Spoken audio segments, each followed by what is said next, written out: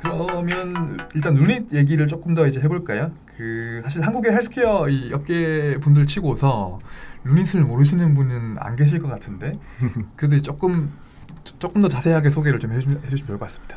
네, 일단 창업 스토리랑 좀 이어서 말씀을 드리면 이제 의료라는 거를 저희가 정한다고 했을 때 왜 그걸 했냐면요. 저희가 잘하는 게 뭔가를 좀 생각해봤어요. 그래서 그때는 이제 뭐 도메인을 떠나서 이미지 인식 자체는 한국에서 제일 딥러닝이란 키워드로는 제일 오래 본 그룹이었거든요. 저희가 그 이미지넷이라고 하는 그 대회 결과가 나온 직후에 저희가 바로 다음 날, 왜냐면 저희도 그 대회를 나가려고 모니터링 중이었기 때문에. 그 2012년도 대회를 말씀하시는 거 맞습니다. 네. 그래서 그 대회 결과가 나온 다음 날 그걸 발견하고 바로 저희가 하던 메소드를 이제 다 버리고 딥러닝을 보기 시작한 그룹이기 때문에. 그 전까지는 딥러닝을 안 쓰시고 뭐 SVM 같은 거 쓰시면서 기본적인 방법들을 쓰다가 뉴럴넷을 굉장히 빠르게 받아들였죠. 그래서 저희가 다른 팀이랑 견졌을 때 제일 잘할 수 있는 거, 내세울 수 있는 거는 우리가 딥러닝은 그래도 꽤 많이 봤다. 그리고 실제로 이미지넷 같은 대회를 나가도 나름의 성적을 거둬왔단 말이죠. 뭐 전 세계에서 5등을 한다라든지. 그래서 이거랑 잘 온라인이 되는 영역이 뭘까? 라는 고민을 했을 때 의료 진단이라는 게 잘 온라인이 되더라고요. 그러니까 본질적으로 완벽한 진단이라는 건 없고 어떤 최선의 진단을 하는 거고, 그게 이제 데이터 드리븐으로 넘어가고 있는 흐름이 있었고, 근데 그게 또 너무 다 만들어진 상태에서 시작하면 기회가 없잖아요. 그런데 정밀의료라는 키워드가 나오긴 했지만 그게 실제로 임상에 구현된 사례는 많지 않았고 그러니까 굉장히 초기 단계였고, 그렇기 때문에 우리가 잘하고 있는 요 인공지능, 이미지 인식 기술을 잘 갖고 닦아서 정밀의료 아니면 데이터 드리븐 메디슨 요 분야에 들어오는 사업을 하면 기회가 있겠다. 라는 생각을 해서 그거 하고 있고요. 근데 이제 이미지넷 조금만 설명을 더 해주시면 어떨까요? 처음 들으시는 분이 계실 것 같아서. 그 이미지넷이라는 게 뭐냐면요. 그 미국의 이제 스탠포드 대학 그리고 이제 프린스턴 대학도 아마 관련이 돼 있는 걸로 알고 있는데, 그 대학 교수님들이 주도해서 굉장히 오랜 기간 동안 주최하고 있는 이미지 인식 기술 경연 대회입니다. 그리고 지금도 하나요 혹시? 지금은 이제 거의 끝난 걸로 알고 있어요. 거기서 내는 문제는 이제 다 풀렸다라고 보고 있는 것 같고, 근데 굉장히 오랫동안 이제 데이터셋도 모아서 제공을 해주고 그 데이터셋으로 만든 인공지능을 이제 겨루는 대회를 매년 열었었죠. 사진에 뭐가 어떤 물체가 있는지를 맞추는 뭐 이런 개와 고양이냐 뭐 이런 걸 맞추는 거죠? 그래서 뭐 한 1000가지 뭐 물체 종류를 주고 이걸 얼마나 정확하게 맞추냐 이런 거였는데, 이제 딥러닝이 2012년 대회에 처음 등장을 하고 알렉스넷이라고 맞습니다. 하죠. 제프 힌튼 교수님 방에서 또 맞습니다. 그래서 그 2012년도 대회를 기점으로 이미지 인식의 판도가 이제 딥러닝으로 확 바뀌었었죠. 그래서 이제 회사 소개를 하다 여기까지 왔는데요. 루닛이 그 대회에서 세계 5등 했던 게 창업 16년도였나요? 네, 창업한 지 좀 된 후였죠. 아무튼 그래서 이제 데이터 기반 의료, 의학 을 하는 회사고요. 그 중에서도 이제 그걸로 할 수 있는 여러 가지 일들이 있는데 그 중에서도 이제 암에 초점을 맞추고 있고, 그 중에서도 가장 좀 흔한 그리고 스크리닝부터 이제 치료 단계까지 좀 프랙티스가 잘 되어 있는 기준으로 봤을 때 이제 유방암하고 폐암 이렇게 두 가지 분야에 집중해서 보고 있습니다. 유방암, 폐암. 뭐 유방암, 폐암 외에도 지금 뭐 다양하게 지금 포트폴리오는 지금 연구를 하고 계시죠. 뭐 여기서 다 공개를 못 하실 것 같긴 한데. 뭐 보고 있는 것들이 있는데요. 그래도 대부분의 역량을 요 두 개를 깊이 파는데 쓰고 있어요. 조금 더 상세하게 지금 대표적인 프로젝트를 좀 설명해 주시면, 뭐 맘모그래피도 있고, 뭐 폐 엑스레이도 있고, 뭐 등등이 있는데. 그러니까 이제 유방암이나 이제 폐암 같은 경우는 좀 다른 암들이랑은 좀 다른 것 같아요. 그러니까 조기 발견을 위한 어떤 시스템들이 좀 다른 남들 대비 있는 것 같거든요. 그래서 뭐 저설량 CT로 이제 검진하는 것들도 나오고 있고, 뭐 유방 촬영술, 맘모그래피 이런 것들도 굉장히 잘 쓰이고 있죠. 그렇고 이제 치료 계획을 세우는 데 쓰이는 바이오마커는 이제 원래 잘 되고 있어. 그런 상황에서 저희가 더 나은 어떤 검진 시스템을 제공한다라거나 아니면 더 나은 바이오마커를 제공한다라는 시나리오를 생각을 하고 있고요. 왜 그 두 개를 선택을 했냐면 이미 이제 검진이 잘 이루어지고 있는 것에 저희가 AI로 혁신을 하는 게 그런 게 없는 거에 새로운 시스템을 처음부터 만드는 것보다는 훨씬 더 그 시장 진입을 좀 더 빠르게 할 수 있을 거라는 생각이 들었어요. 그래서 다행히도 이제 저희가 그 인공지능이 나오고 나서 그 가설이 어느 정도는 맞았던 것 같아요. 그래서 이제 여러 가지 사업 기회들이 좀 보이고 있는 거죠. 왜냐하면 맘모그래피를 유방암 스크리닝하고 있는 전 세계 여러 나라들의 이제 AI를 뭐 보조 진단 도구로 쓰자라고 하는 게 아무 돈도 쓰이고 있지 않았던 영역에서 우리 제품을 쓰는 거에 돈을 써라라고 하는 것보다는 훨씬 더 설득력이 있으니까요. 보통은 스타트업들이 되게 완전히 새로운 걸 하기를 원하는데 그것도 좀 다른 접근이라는 생각이 드네요. 뭐 선택의 이슈인 것 같아요. 그러니까 둘 다 뭐 맞는 논리인 것 같고요. 둘 다 맞는 논리인데요. 그러니까 이제 이런 거예요. 그러니까 유방암이나 폐암은 검진 스크리닝 도구가 있는데 그 스크리닝 도구들이 완전하지가 않아요. 그러니까 이제 그 두 가지 면이 다 있는 거예요. 그러니까 검진을 활발하게 하는 중요한 암이잖아요. 유방암, 폐암. 근데 예를 들어서 위암을 생각해 보면 위암이라는 건 내시경으로 딱 보면 진단이 거의 99.9%가 돼요. 조직 검사까지 하면 거의 100%가 되는 거죠. 근데 유방암하고 폐암은 예를 들면 이제 위는 조직 검사하기가 굉장히 쉽지만 또 유방이나 폐는 또 조직 검사하기도 굉장히 위암이나 이런 거에 비해서 훨씬 어렵고 그리고 내시경은 위암은 바로 내시경을 하지만 유방암은 예를 들면 이제 뭐 맘모그래피 유방 촬영술에서 뭔가 이상이 있을 때 뭐 추가적으로 뭐 CT나 MRI를 한다든지 또 폐암 같은 경우는 엑스레이를 또 뭐 요즘 이제 저설량 CT를 쓰지만 그리고 그 다음 단계로 또 넘어가고 그러니까 뭔가 이렇게 한 번에 그 검진 프로세싱이 끝나지 않는 이런 또 암이거든요. 그래서 아마 뭐 주제는 제가 봤을 때는 굉장히 어떤 그 주제 정하실 때 어떤 뭐 의학적인 뭐 이런 자문이나 이런 걸 받고 정하신 건가요? 네, 주변에 뭐 이제 그 당시 제 나이 때 사람들이 다 레지던트 하고 그러니까. 있고 뭐 아니면 알고 지내던 교수님들 찾아가고 하면서 자문을 많이 구했어요. 그래서 제가 봤을 때는 그 분야를 굉장히 절묘하게 초기에 이렇게 연구하기 굉장히 좀 적합한 분야를 잘 정하신 게 아닌가 뭐 지금 저는 그런 생각이 드네요. 지금도 루닛 내부에 의사분들이 꽤 많이 계시지 않나요? 네. 몇 분 계신가요? 지금 저희가 전문의 선생님이 이제 5분. 5명? 네. 아마 국내 헬스케어 스타트업 중에서 전문의가 제일 많이 있는 곳이 루닛이 아닐까 싶은데 그런 것 같네요. 5명 어떻게 되십니까? 지금 대표님. 네, 일단 대표님이 가정의학과 전문의시고요. 뭐 영상의학과 선생님도 계시고 병리과 선생님도 계시고 각자 지금 하는 프로젝트에 다 한 명씩 이렇게 다 계신 것 같은데 보니까 네네 그렇습니다. 풀타임으로 5명이신 거죠? 풀타임이죠. 그 주변에 또 많이 드는 질문 중에 하나가 의사가 필요하긴 한데 과연 전문의를 풀타임으로 그 연봉을 높게 주고 뽑아가지고 ROI가 나오냐 내부적으로 이런 고민을 많이 하시거든요. 어떠신 것 같으세요? 지금 안 나온다고 하시기 힘들겠지만 일하고 계신데 이게 베팅이죠. 그러니까 ROI, 그러니까 인베스트먼트가 많이 드는 건 맞고요. 근데 이게 1위가 되고, 그러니까 최고가 됐을 때 리턴은 또 확실하다고 저희는 믿기 때문에 과감하게 할 수 있는 것 같습니다. 실제로 전문의 선생님들이 어마어마한 기여를 하세요. 어떤 기여를 하십니까? 뭐 주제 정하는 것부터 뭐 연구는 어느 방향으로 할지 뭐 병원과의 어떤 커뮤니케이션부터 뭐 필요한 데이터 어노테이션도 좀 하시고 여러 가지 제품 기획부터 제품 나오면 사용성 평가 이게 사실 파트너십 관계로 이제 다른 병원이랑 하게 되면 효율이 안 좋거든요. 매번 찾아가야 되고 그 미팅 약속 잡는 것도 일이고 오너십이 없다 보니까 그게 근데 인하우스에 있으면 만들면 바로 옆자리에서 해주시니까 혹시 다른 스타트업이 우리는 지금 의사를 뽑으려고 하는데 나는 본인은 의료 전문가가 아니고 뭘 제일 많이 봐야 될까요? 나는 지금 의사가 아무도 없는데 처음 의사를 뽑는다 그러면 역시나 공동 창업자 뽑는 거랑 좀 비슷한 것 같아요. 그러니까 처음에 조인하시는 분이 굉장히 중요한 것 같거든요. 그래서 뭐 그건 다른 직종도 마찬가지인 것 같은데 해당 없었던 어떤 직군의 사람을 채용할 때 처음에 어떤 분이 오시느냐가 굉장히 중요해서 저 같은 경우는 굉장히 운이 좋았죠. 카이스트 때부터, 그러니까 학생 때부터 알고 지내던 굉장히 오랜 친구가 마침 이제 비즈니스를 할 준비를 하고 계셨고 저랑 이 빛이 좀 맞아서 서로 상담을 해주다가 그냥 조인을 하시게 된 케이스거든요. 네, 지금 대표님이신 그 서범석 대표님 네, 말씀하시는 맞습니다. 거죠? 네. 그래서 서 대표님이 들어오시고 나서는 이제 그 다음부터는 서 대표님을 중심으로 채용이 이루어졌어요. 네. 저도 이번에 정신과 전문의로 회사로 채용을 했잖아요. 네.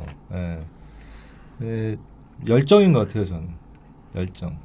그러니까 이제 어떤 새로운 분야에 도전을 하기 때문에 사실은 진짜 그거에 대한 어떤 새로운 일에 대한 열정이 없으면 사실 굉장히 좀 하기 힘들거든요. 그러니까 좀 현실에 좀 안주하지 않고 뭔가 도전하려는 도전 정신? 네. 그런 게 좀 중요한 것 같고 사실은 이제 그 어떤 새로운 일을 한다는 거는 굉장히 리스크도 크잖아요. 예, 리스크가 굉장히 큰데 그런 것들을 좀 감내할 수 있는 그런 것들이 사실 보면 뭐 열정이 있으면 좀 커버가 되는 것 같아요. 그래서 좀 그런 부분이 좀 중요하지 않을까.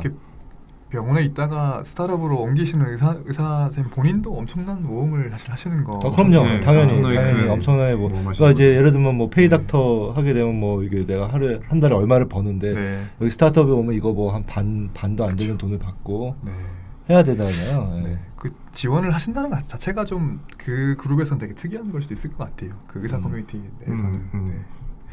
그런 것 같습니다. 네, 이야기는 샜는데 그 저희가 이제 사실 뭐 연구 결과들 뭐 저희는 이제 외부에서 보는 입장이다 보니까 뭐 저는 이제 논문 위주로 보게 되는데 작년부터 논문을 되게 좋은 거를 지금 막 쓰고 계시잖아요. 그래서 보면 작년 한 가을 정도에 그 레디올로지라고 하는 영상학과에 굉장히 최고 저널이죠. 예, 최고 저널. 그 분야에서 제일 좋은 저널에 이제 논문도 내시고 최근에 또 이제 자마 네트워크에도 내시고 하셨는데 일단 그 연구 결과 조금 설명을 좀 해주시겠어요?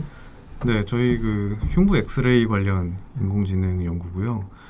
이제 저희가 그 흉부 엑스레이 제품 같은 경우는 서울대병원과 이제 같이 협업을 하고 있어요. 그래서 서울대병원 교수님하고 이제 연구진이 그 영상학과 박창민 교수님이시죠? 맞습니다. 네, 박창민 교수님과 이제 구진모 교수님 그리고 연구팀이 이제 저희랑 같이 협업을 해주고 계시고 첫 논문은 이제 폐결절 하나만 보고 검증했던 거고 이제 그게 이제 레디올로지에 나왔던 논문이고요. 그때 사실 저희가 이제 검증하는 어떤 프레임을 좀 처음으로 잡았던 연구인 것 같습니다. 그래서 세팅 자체도 이제 인공지능 스탠드얼론 정확도도 보고 그다음에 의사가 그걸 이제 안 보고 판독하고 또 AI 결과를 보고 또 이제 판단 수정하고 이랬을 때 정확도의 어떤 증가가 있었는지도 보고 그다음에 스탠드얼론으로 의사와 이제 AI의 정확도도 비교해보고 이런 연구 프레임을 좀 그때 설립을 했고요. 그리고 결과가 어땠나요? 결과는 매우 좋았죠. 예, 그러니까 의도한 건 아닌데 저희도 이제 그 결과를 보고 굉장히 좀 환호를 했던 기억이 좀 납니다. 어떻게 나왔길래요? 예, 저는 너무 봤지만 결국 결과가 AI가 일단 스탠드얼론으로 1대1로 이제 의사와 비교했을 때 흉부 파트 전문으로 하시는 영상의학과 전문의 선생님보다도 조금 더 좋게 나왔어요. 그래서 그런 것들이 좀 저희 내부적으로 기대를 하지 않았던 좀 정확도였고 그 다음에 이제 의사가 인공지능을 쓰고 이제 판독을 했을 때 쓰지 않았을 때보다 유의미한 정확도 향상이 있었다라는 것도 입증이 됐고요. 제가 되게 재밌게 봤던 게 뭐냐면 의사를 4가지 클래스로 나눠가지고 하셨습니다. 그래서 한 의사는 이제 다른 과의 그 의사들, 뭐 산부인과 전공의 4년차 이런 분들이 있고, 그 다음에 영상학과 전공의 분들 하나 있고, 그다음에 영상학과 전문의들이 있고, 또 흉부 영상 세부 전공하신 또 전공의 이렇게 4가지 클래스로 비교했었고, 그 다 보니까 다 뭐 이렇게 다른 과 전공이 다 뭐 나와 있더라고요. 그래서 되게 그랬었고 이제 또 세컨 리더로서 과가 있다 그거 보신 것 같고. 그다음에 이번 자마 논문은 어떤 거였나요? 네, 연구의 어떤 프레임은 굉장히 비슷합니다. 굉장히 비슷하고요. 뭐 익스터널 밸리데이션에 또 중점을 뒀다라는 것도 비슷한데 이제 타겟 질환이 폐결절에서 주요 폐질환 으로 이제 전체로. 네네 완전 전체 아니지만 네. 중요한 거 다 커버하는. 네, 저희가 메이저라고 부르고 있습니다. 네, 그렇죠 메이저. 그래서 뭐 기흉이라든지 폐렴이라든지 뭐 결핵, 네. 폐암, 메타스테시스 이런 것들도 커버를 해서 역시나 비슷한 트렌드의 결과가 나왔고요. 네. 그래서 이제 응급실에 근무하는 인턴이나 전공의가 좋을 것 같아요. 저 근무할 때 저도 이제 엑스레이 응급실에서 근무하다 보면 제가 봐야 되거든요. 네. 뭐 엑스레이 하나하나 이거 다 뭐 영상의학과 전문의 콜 할 수 없기 때문에 그걸 보고서 그냥 판단을 내려야 되는 경우도 많이 있는데 내가 뭐 놓치지 않을까 이런 왜냐면 뭐 인턴이나 전공의 실력이라는 게 딱 어느 정도 정해져 있잖아요. 그러니까 항상 불안했었는데 이런 게 나오면 참 좋을 것 같아요. 약간 컨펌 받는 느낌인 거죠. 걱정 없이 그리고 내가 혹시 놓친 거 있으면 이렇게 옆에서 봐주고 뭐 이런 느낌이니까 사실 이런 게 저는 굉장한 혁신이라고 봐요. 왜냐하면 모든 어떤 상황에서 영상의학과 굉장히 그 숙련된 엑스퍼트가 다 있을 수는 없는 거거든요.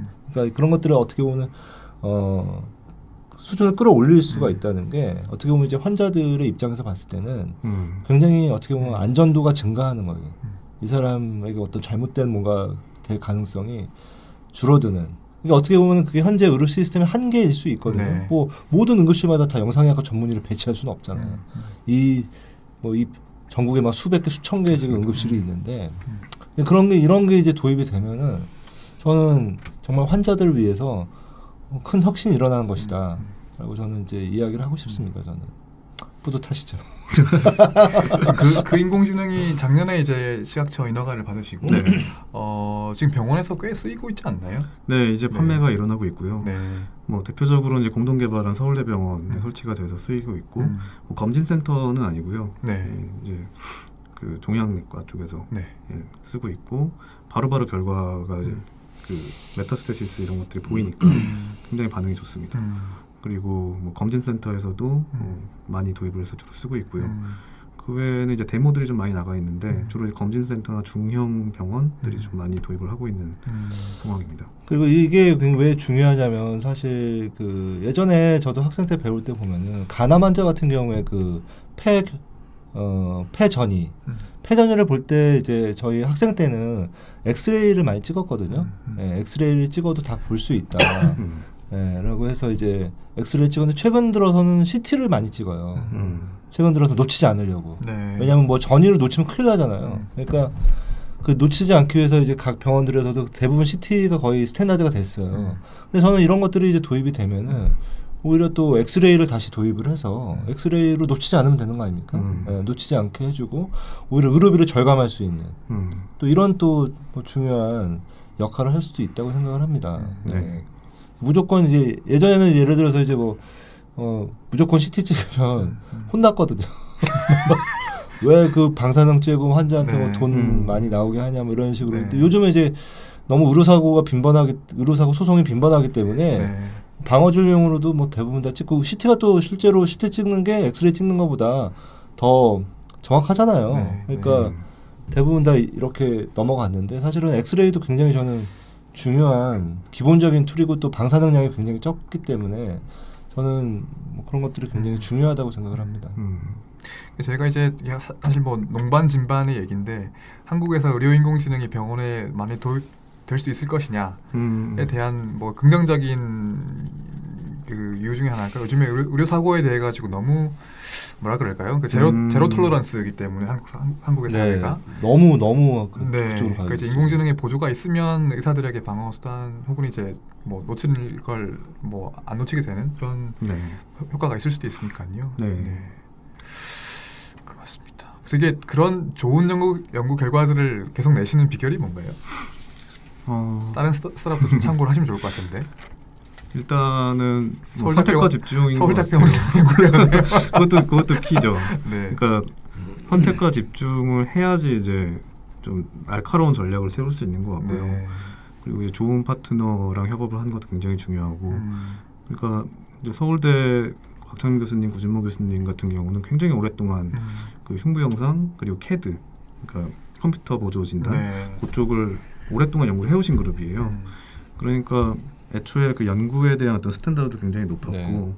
그러다 보니까 이제 더 좋은 인공지능을 만들자라는 거에 대해서 굉장히 어떤 컨센서스가 있었죠. 그래서 데이터 수집, 어노테이션, 뭐 검증, 뭐 익스터널 밸리데이션이 중요하고 뭐 이런 네. 것들이 다 합이 잘 맞았던 것 같고요. 네.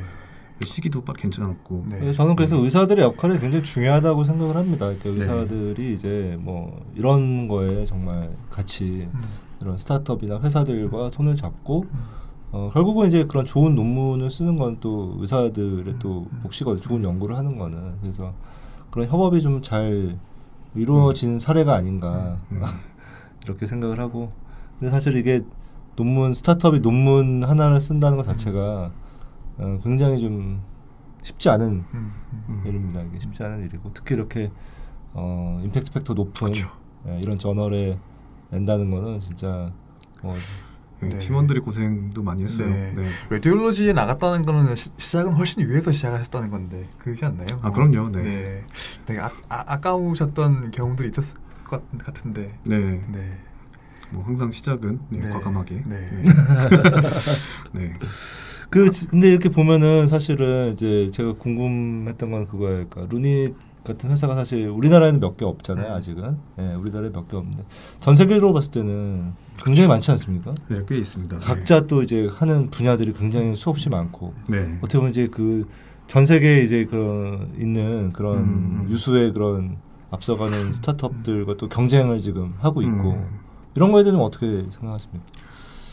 근데 결국에는 정말 몇 개 안 살아남을 것 같고요. 네네. 이게 왜냐하면 이게 지리적인 게 그렇게 크게 작용하지 않는 것 같아요. 디지털이고 소프트웨어다 보니까 네네. 그냥 좀 압도적으로 정확한 게 있으면 전 세계 어디서든 쉽게 카피가 되고 쓰일 수가 있는 거잖아요. 네네. 그러니까 뭐 이렇게 수출을 해야 되고 이런 게 아니다 보니까 그러다 보니까 더 이제 집중을 해서 좁더라도 정말 그 하나만은 세계 최고를 만들어야지 살아남을 수 있는 시장이 좀 돼가는 것 같아요. 그게 저희가 어디서 느끼냐면 저희 세일즈 전략 중에 하나가 파트너십을 이제 좀 많이 활용하자 하는 거예요. 기존의 어떤 큰 벤더들과. 네네네. 왜냐하면 저희가 전 세계 병원에 다 그걸 깔고 매니지하고 이럴 수는 없다라는 예를 들어 생각을. 뭐 지멘스, 필립스 이런 데 말씀하시는 거죠? 네네. 그래서 이미 고객들을 들고 있고 거기에 이제 선생님들이 쓰고 있는 소프트웨어들이 있는데 우리 AI를 쓰기 위해서 소프트웨어를 바꿔야 된다거나 이러면 또 이제 비즈니스가 말이 안 된다고 저희는 생각했거든요. 맞습니다. 그 영업을 일일이 다 하는 게 말이 안 되죠. 네, 그러니까 고객 그 접근도 용이하고 그 다음에 이제 유저 입장에서도 뭔가 바꿀 게 별로 없고 그냥 소프트웨어만 업그레이드하면 되는 뭐 이런 것들을 따졌을 때는 파트너십이 굉장히 중요했어요. 근데 그 파트너십을 하고 싶다고 해서 되는 게 아니잖아요. 그렇죠. 그러니까 저희가 열심히 이제 트라이를 하죠. 뭐 학회 같은 데를 가서 뭐 전시회에서 뭐 미팅 약속도 잡고 소개도 하고 그리고 당연히 한 방에 뭐가 잘 진행되지는 않습니다. 저희도 이제 RSNA 2015년 그때부터 이제 출장을 가서 저희 노트북에서 저희 굉장히 초기 데모 이런 거 열어서 막 보여주면서 뭐 G 뭐 이런데 사람들한테 보여주면서 그냥 뭐 그래 잘했네 뭐 약간 이런 느낌의 피드백 받고 그냥 연락 없고 뭐 그러던 경험들을 계속 반복적으로 하다가 이제 어느 정도 AI가 좀 중심에 자리 잡게 되니까 이제 연락이 좀 거꾸로 오더라고요. 근데 거꾸로 왔을 때 저희한테만 연락이 오는 게 아니라 전 세계 이제 같은 종류의 AI를 하는 모든 회사들한테 가요. 그래서 이제 어느 회사들하고 컨택을 하고 있는지는 이제 안 알려주지만 이제 벤치마킹 테스트를 하고 있는 거예요. 네, 그렇겠죠. 그리고 저희는 저희 결과만 알고 다른 회사의 결과는 모르는 상태에서 일단 검증을 합니다. 테크 딜리전스를 하고요. 그 다음에 이제 선택이 되냐 안 되냐로 우리가 잘 됐구나 안 됐구나를 판단할 수 있는 건데 뭐 저희가 그동안 했을 때는 밀려본 적은 없었습니다. 결국 중요한 거는 이제 정확성, 퍼포먼스다. 네, 그렇죠. 이거 뭐 결국은 실력으로 말할 수밖에 없는 그런 것 같고 이제 논문 내는 것도 뭐 당연히 그런 레퍼런스 쌓기 위한 거고 제가 만약에 그런 G나 지멘스 같은 회사 입장이라면 그럴 것 같아요. 예를 들면 이제 그 회사들은 진짜 뭐 한두 가지만 이렇게 보는 게 아닐 거 아닙니까? 그러니까 수백 가지 분야가 있으면 각 분야에서 어떤 애들이 잘하고 있는지를 다 모니터링하고 있을 것 같아요. 그렇죠. 그러면 예를 들면 이제 유방하고 폐암에서는 이제 루닛이 최고다. 그럼 그 제품을 쓰는 것이고 예를 들면 뭐 무슨 가남은 딱 어디가 최고다. 네. 그럼 가남은 그걸 쓰겠죠. 걔는 그래서 결국 그런 토탈 소프트웨어를 만들 것 같아요. 네. 토탈 소프트웨어를 가지고 몇 년 뒤에 이제 영업을 할 거고 네. 거기에 우리 제품이 들어가냐 빠져 있냐. 그러니까 이게 뭐 예를 들면 이제 뭐 삼성전자 휴대폰을 뭐 전 세계에 1억 대를 수출했다. 근데 그 안에 우리 제품이 들어가 있냐. 그걸로 그쵸. 흥망성쇠가 갈리는. 네. 거기서 만약에 탈락하면 그러니까 제가 봤을 땐 각 분야별로 한 서너 개 회사들만 살아남을 것 같아요. 각 유방암이면 유방암에 서너 개, 뭐 폐암이면 폐암도 서너 개. 전 세계 인공지능 스타트업이 지금 몇백 개가 있죠. 네, 몇백 개가 있는데 그 하는 게 지금 다 다르잖아요. 네. 대부분 뭐 겹치는 것도 있지만 겹치는 것도 많이 있고 겹치는 것도 있지만 뭐 안 겹치는 것도 있는데 일단은 분야가 많기 때문에 아직은 기회가 있는 것 같고 그리고 내가 하는 분야에서는 아까 의장님 말씀하신 그러니까 이게 스타트업이니까 예를 들어서 우리가 뭐 100가지 분야를 동시에 트라이 할 수는 없잖아요. 그러니까 오히려 몇 개로 좁혀서 거기서 최고가 되는 전략이 어떻게 보면은 현재로서는 맞는 전략이 아닌가. 뭐 회사가 더 커지면 이제 또 얘기가 좀 틀려지겠지만. 네. 그 루닛이 보면 사실 세계적으로 되게 이름이 있으신 스타트업인데 의장님 본인이 보시기에 그 루닛의 세계적인 위상은 어떻게 되십니까? 그 요새 들어서는 좀 많이 알려졌다는 체감들을 좀 합니다. 예, 뭐 해외에서도 연락들이 먼저 많이 오는 편이고 그게 이제 여러 가지 이유가 있는 것 같아요. 논문도 나갔고 뭐 저희가 홍보도 열심히 했고 뭐 파트너십도 이제 실제로 메이드가 돼서 뭐 그것도 이제 기사가 나가고 뭐 이런 것들이 이제 점점 쌓이면서 알려지고 있는 것 같은데 저희가 가지고 있는 거 대비는 좀 덜 알려진 것 같다. 그 생각은 좀 들어요. 그 다음에 그 질문인데 이게 뭐 우리 드리게 되지만 사석에서 제가 어떤 얘기를 했냐고 하면은 그 코리아 디스카운트라고 할까요? 이제 우리가 한국의 이 의료 산업의 변방에 있기 때문에 가진 역량이나 뭐 실력 대비 되게 저평가되는 것 같다. 이게 뭐 사실 루닛뿐만의 문제가 아니고 이 국내에 있는 많은 회사들의 문제일 것 같은데 그런 부분을 어떻게 보시나요? 그러니까 저도 이제 그 코리아 디스카운트라는 말을 예전에 쓰긴 했지만 그거보다는 그냥 잘 알리는 법을 몰랐던 것 같아요. 그래서 예를 들면 뭐 많은 회사들이 이제 어드바이저를 많이 이제 또 초기에 잘 영입을 해서 영향력이 있으신 분들 잘 이렇게 그분을 통해서 홍보가 되고 파트너십이 연결되고 벤처 캐피탈이 연결이 되고 하는데 그게 이제 저희 같은 경우에 정지훈 교수님이 초반에 많이 도와주셨어요. 그래서 지금은 이제 어드바이저리 보드의 어떤 그 규모가 에릭 시겔 이런 분들, 엘리엇 시걸도 오셨고, 뭐 유방암 쪽에서 린다 모이라고 또 RSNA 가면 꼭 그 브레스트 섹션에 좌장하시고 이런 분 계세요. 사실 그런 분들이 이제 어드바이저 보드로 오셔서 실제로 핸즈온하게 도움을 주십니다. 그런 분들이 아무 스타트업이나 어드바이저를 하실 것 같지는 않은데 그런 것 같아요. 어떻게 도와달라고 해야 되나요? 그것도 실력으로 그것도 실력밖에는 없는 것 같아요. 우리가 그만 자격이 있다. 네, 특히 이제 논문, 에비던스 들고 가고 이제 그런 것들이 주요한 것 같습니다. 저희가 또 영상의학 말고도 이제 좀 온콜로지 쪽에서도 저희가 최근에 이제 행보를 좀 시작하고 있는 것들이 있는데 그쪽은 파마랑 같이 연결되고 이런 게 중요하잖아요. 그렇죠. 근데 파마 쪽에 저희가 그냥 내부적으로 검증한 어떤 연구 결과를 아무리 보여줘도 거들떠보지도 않아요. 저희 서 대표님이 엄청 트라이를 열심히 하고 엄청 만나고 했거든요. 근데 이제 병원에 있는 의사가 보여주면 얘기가 듣죠. 꼭 그렇지도 않아요. 그러니까 에비던스 없이 접근하면 그쪽은 진짜 그냥 나띵. 그렇지. 당연히 에비던스 있어요. 여기.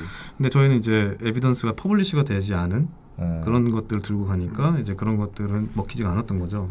근데 1년 후에 저희가 학회에 이제 초록들을 이제 뭐 2-3개씩 내고 그걸 들고 가니까 이제 만나주고 이런 것들을 보면서 실력을 쌓는 거가 그냥 정답이겠다.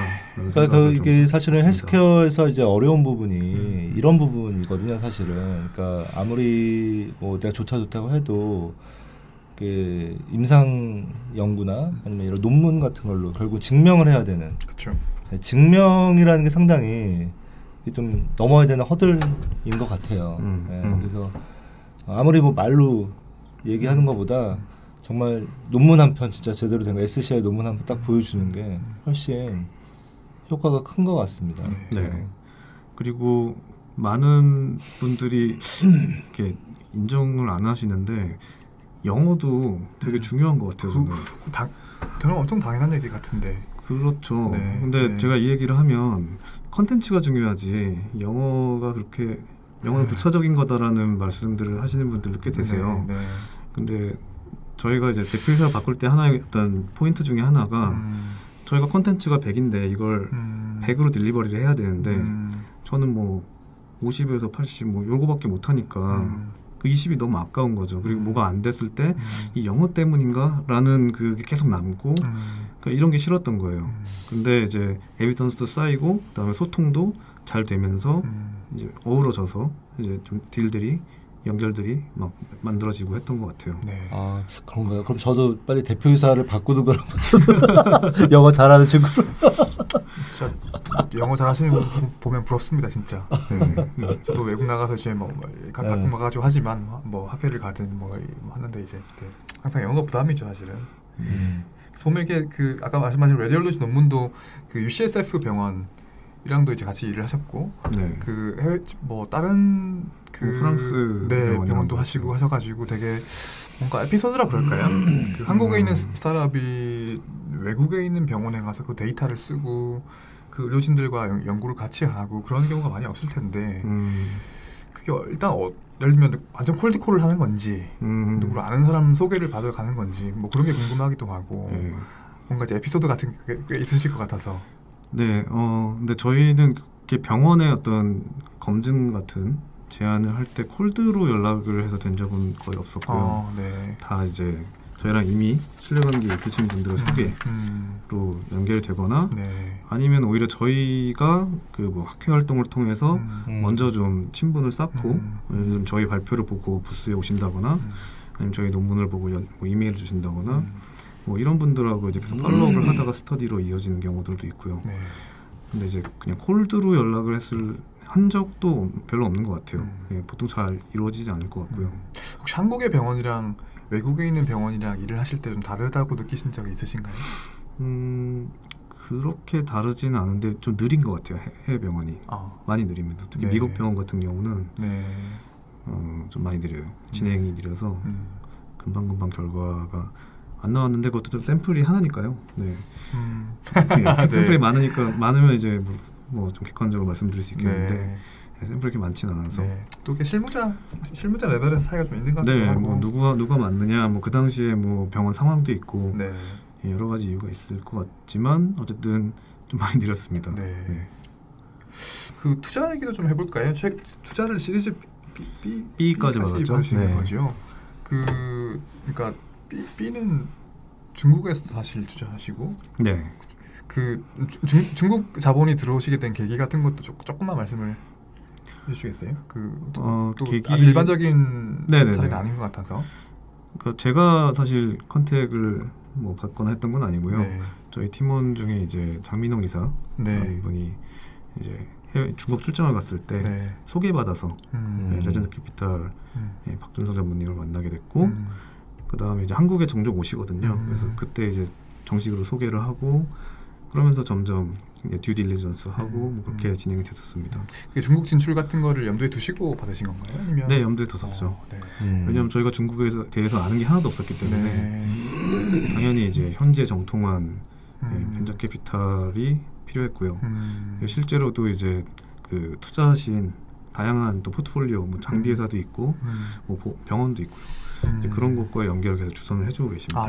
레전드 그룹이 병원도 있나요? 병원도 투자를 했어요. 검진센터 이런 것들. 레전드인가요? 레전드 캐피탈. 레전드 캐피탈. 그래서 중국은 저도 잘 몰라가지고 뭘 질문을 드려야 할지 잘 모르겠는데 어떻게 다른 것 같아요, 중국은? 근데 아직은 이렇게 진행이 많이 되지는 않아서 저희도 이렇게 많은 이해를 갖고 있지는 않고요. 근데 확실히 경쟁이 훨씬 더 치열한 것 같습니다. 더 치열하다고 중국이? 훨씬 치열합니다. 그러니까 저희가 보통 이렇게 시장 조사 같은 거를 하면 보통 영어로 검색을 하잖아요. 근데 그냥 중국어로만 검색이 되는 회사들은 진짜 어마어마하게 많습니다. 엄청나게 많이 있고 그 안에서 뭐 또 지방마다 또 포주대감들이 따로 있는 경우도 있고요. 근데 그걸 다 저희가 모른다는 거. 그런 게 조금 두려운 점이기도 한데 그래도 이제 큰 파트너를 하나씩 잡아가면서 뚫다 보면 기회가 있지 않을까. 그렇게 해서 저희가 뭐 중국만 전담으로 보시는 분도 채용을 했고요. 그렇게 진행하고 있습니다. 그 중국어로만 검색되는 그런 회사들이 실력은 그 위협적일까요? 저는 그렇지는 않을 것 같아요. 워낙 데이터의 수가 자릿수가 아예 다르다 보니까 중국은.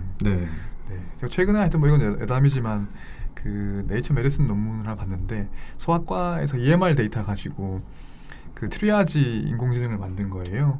그 데이터 포인트가 100 밀리언인가 그랬거든요. 그러니까 이제 이게 약간 말이 안 되는 수의 데이터를 가지고 막 학습을 시키니까 이제 이걸 사실 뭐 제가 중국어를 좀 이렇게 약간 얕보는 감정이 없지 않잖아요. 이게 중국 데이터는 안 좋을 거고 우리가 의료는 앞서 있고 뭐 이러한데 그런 막 좋은 논문에다가 그런 큰 데이터가 있으니까 제가 이제 한 3년 전쯤에 그 항저우에 갔다 왔었잖아요. 그 알리바바 그에서 개최한 스타트업 콘테스트 있어가지고 이제 저희 열라요가 거기 한국 대표로 이제 참가했었잖아요. 그래서 이제 18개 팀인가 왔었는데 그 중에 3개 정도가 저희 빼고 3개 중국 한 3개 정도가 그 헬스케어 쪽 스타트업이었거든요.